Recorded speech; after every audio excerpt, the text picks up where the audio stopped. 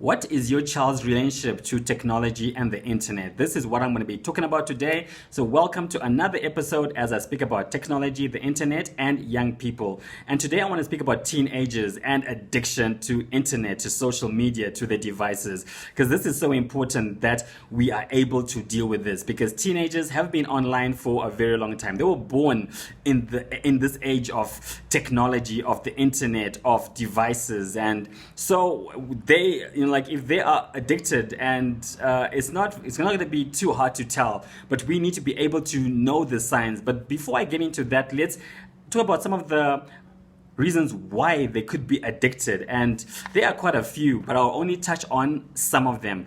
And some of those things are they could be overwhelmed or lonely, bored, stressed, depressed, anxious, shy, or disconnected. These are some of the reasons on why they could be addicted to the internet. And like I spoke about last week, I was saying that it's so important that we have these conversations with our children about the internet, about the dangers of the internet, on their relationship with technology. Do we know what their favorite sites are?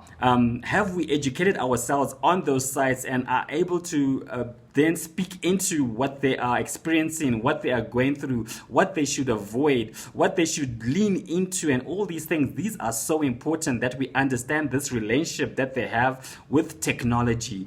But let's get into again the signs that your teen could be addicted to the internet. One of those ways is if they are distracted in the eating or skipping meals to be on their phone. First of all, they shouldn't have their phones when you're together eating meals. But if they are distracted as they are eating, or they skip a meal to be on their phones, then that's a clear indicator that they are addicted, or they could be addicted. Let's move on. And then this other one is they are missing sleep to be on their phones, right? To either game on their phone, to be playing games on their phone, or being on social media. They at 2 o'clock in the morning, they are still on social media. This is a clear indicator that they are addicted to the internet. And then another way is that they get sad or depressed when they don't get the likes that they on a post that they shared, and you see they just go into this stump and they are depressed and they are low and they are sad. And these are indicators for you to know, so that then you can speak into this. And like I said, they are teenagers. They're at this age where they are finding the identity and the individuality, and they are growing, and they care about what people think about them, right? They care about validation and where they're gonna get it, and so all these things, when they go into social media for all these things and they're becoming sad and depressed and angry, we need to be aware of these things.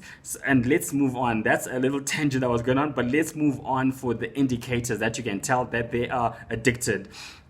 Social withdrawal, right? Are they now almost closing in, clamping up from things that they used to love, from being outdoors, right? Where they used to love going outdoors and hanging out with friends, and instead they now like being by themselves with their phones or on their laptops, just being closed up, and they don't like talking to anyone. This is a big indicator that they are addicted, and we need to deal with this, and then being anxious or irritable or argumentative when now you are talking to them about their devices and how long they are on their phones for, and if they are fighting you and engaging you on that and not stepping down, then that's a big indicator that they are addicted. And the last thing from my point of view, there are a lot of ways, is that when they cannot break away from social media or from their phones, even after you've spoken to them and told them to get off their phones, and they just cannot. That again is an indicator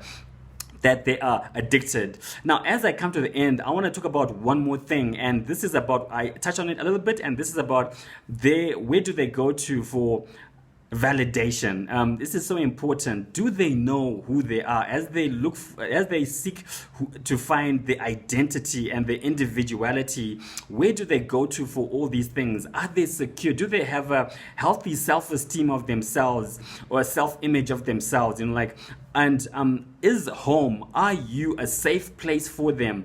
Or are they going to the internet for all these things? And like when they're depressed, where they're angry, where they feel a low self-image or they have a low self-esteem, are they going to the internet, to social media, to find find help for these things, to find the identity for these things, to be a safe place for them, like. And this is one thing that we need to think about. This is now, as I end, just some things to think about, because we need to be a safe place for our children. Home needs to be a safe place for our children. The internet must not be a safe place for them, to be honest. Yeah, it cannot be a safe place where they feel that they can open up and be who they are, to strangers, and and they feel safe when when the computer is open, where they are scrolling, where they're sharing aspects of themselves online.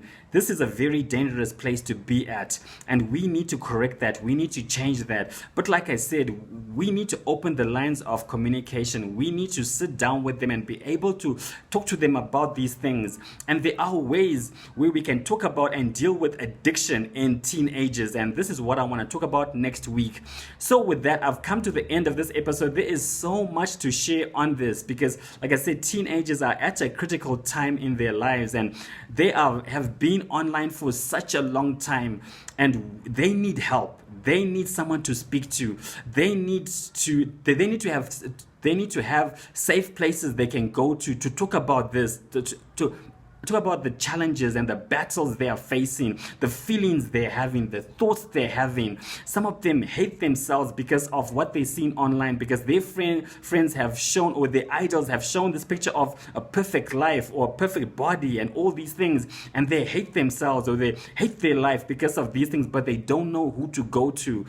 But we need to be that safe place, and we need to educate and talk to them and make them understand that they are not alone in this, that we are together in this. So anyway, I've come to the end of this episode. I cannot wait to talk about this again next week. Thank you again for spending this little time that you have with me, and I will see you next week, and goodbye.